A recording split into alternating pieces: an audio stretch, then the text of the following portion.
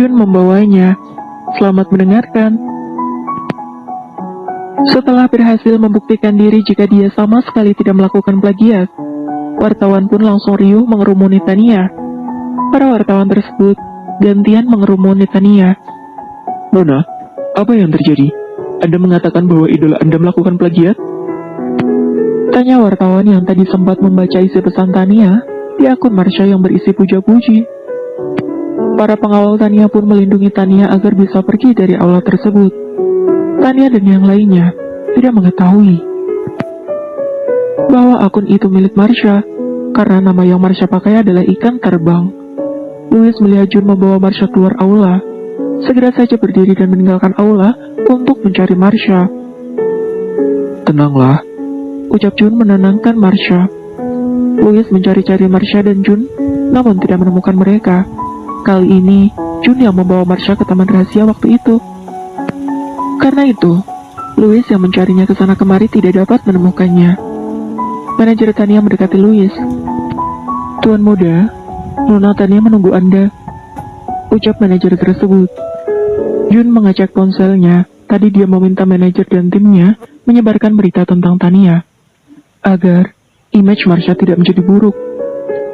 Jun paling tidak suka jika ada seorang artis yang menyombongkan diri dan membuli. Karena itu, Jun ingin memberikan sedikit pelajaran, apalagi yang dibuli adalah temannya, Marsha. Jun tersenyum melihat timnya sudah menjalankan perintahnya. Dalam sekejap saja, keadaan berbalik. Jika tadi Tania dengan sombong membuli Marsha, sekarang berbalik.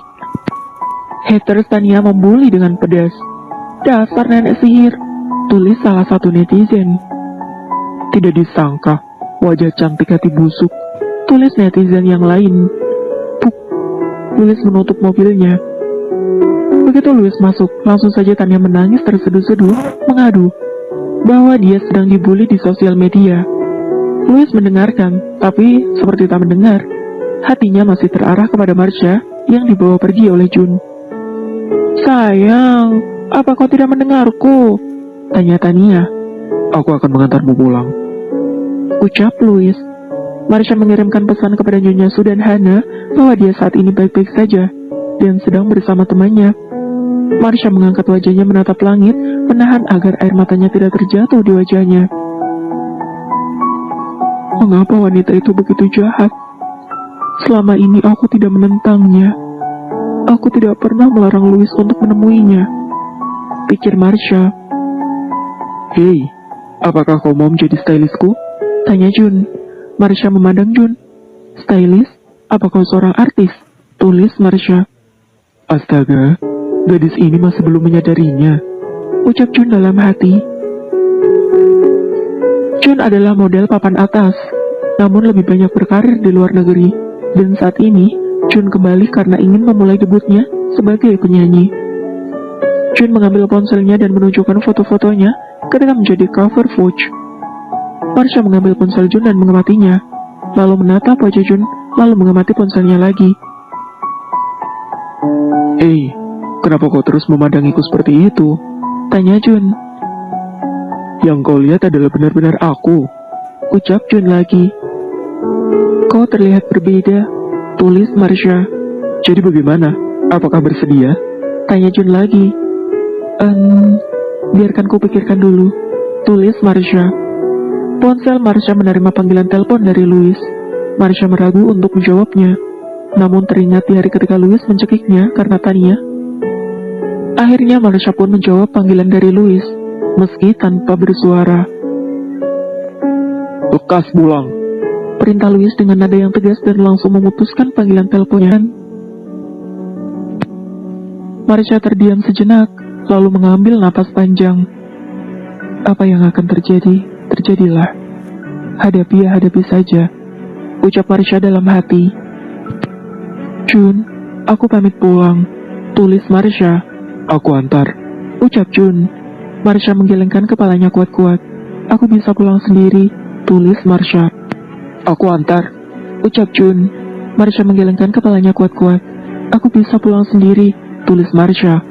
Aku antar. Jun bersikeras. Jun memaksa Marsha masuk ke mobilnya. memasangkan sabuk pengaman di kursi Marsha, lalu mulai mencari lokasi panti asuhan Nyonya Su di GPS. Di biodata yang Jun baca, Marsha mencantumkan alamat tempat tinggalnya adalah panti asuhan Nyonya Su. Marsha yang melihat lokasi yang Jun arahkan seketika saja hatinya merasa lega. Marsha tidak ingin jika Louis melihat Jun mengantarnya, dan itu akan menambah masalah bagi dirinya. Sesampainya di panti asuhan, Jun membukakan pintu mobil untuk Marsha. "Masuklah dan beristirahatlah dengan baik," ucap Jun. "Terima kasih karena sudah mengantarkanku," tulis Marsha lalu turun dan segera masuk. Jun menatapi punggung Marsha yang menghilang masuk ke dalam panti asuhan. Jun pun melajukan mobilnya menuju apartemennya. Jun mengetik pesan di ponselnya untuk Marsha mengingatkan soal tawaran pekerjaan yang dia tawarkan. "Aku menunggu jawabanmu, jadilah stylistku," pinta Jun. Marsha hanya menjawabnya dengan emotikon senyum. Marsha memutuskan akan tidur di sini. Marsha menulis pesan untuk Louis. "Aku tidak pulang, malam ini aku tidur di tempat Nyonya Su," tulis Marsha. Nyonya Su melihat kehadiran Marsha, lalu segera memeluknya. Nyonya Su bukan tidak memahami apa yang dia lihat hari ini, hanya saja tak ingin menambah luka gadis lugu ini. Nyonya Su segera saja memeluknya. "Beristirahatlah," ucapnya seraya menepuk-nepuk punggung Marsha. Marsha pun menganggukkan kepalanya, lalu masuk ke kamarnya. Bebersih dulu, baru mulai menyusutkan tubuhnya di ranjang yang telah dia tiduri semenjak dari kecil itu. Louis meradang ketika membaca pesan dari Marsha. "Gadis bisu ini mulai melawanku. Aku minta ke timur, dia pergi ke barat," ucap Louis. Louis mengambil kunci mobilnya dan melajukannya ke panti asuhan menjemput Marsha. Louis melaju dengan kecepatan penuh karena dirundung emosi marah ke Marsha. Kemarahan pertama ketika Marsha memenangkan lomba yang bahkan dirinya tidak mengetahui jika istrinya itu mengikuti lomba tersebut. Lalu kemarahan kedua ketika melihat dia dibawa pergi oleh Jun. Dan kemarahan ketiga ketika Louis memintanya pulang. Namun Marsha malah memilih kembali pulang ke panti asuhan. Sungguh, Marsha telah berkali-kali menyentuh batas ambang kesabaran Louis dalam sehari ini.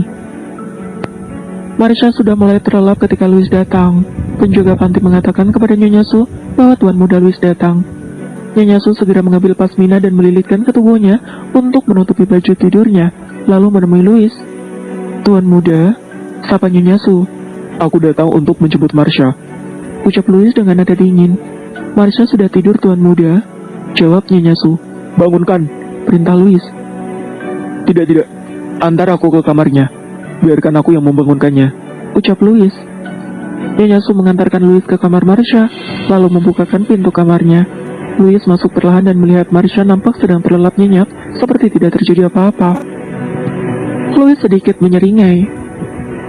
"Wah, hebat sekali gadis ini. Setelah bergaduh, tapi masih bisa terpulas nyenyak," pikir Louis sambil bertelak pinggang. Nyonya Su pun menutup pintu kamar Marsha dan meninggalkan mereka berdua di sana. Louis duduk di sisi ranjang Marsha. "Bangunlah," bisik Louis dengan nada dingin.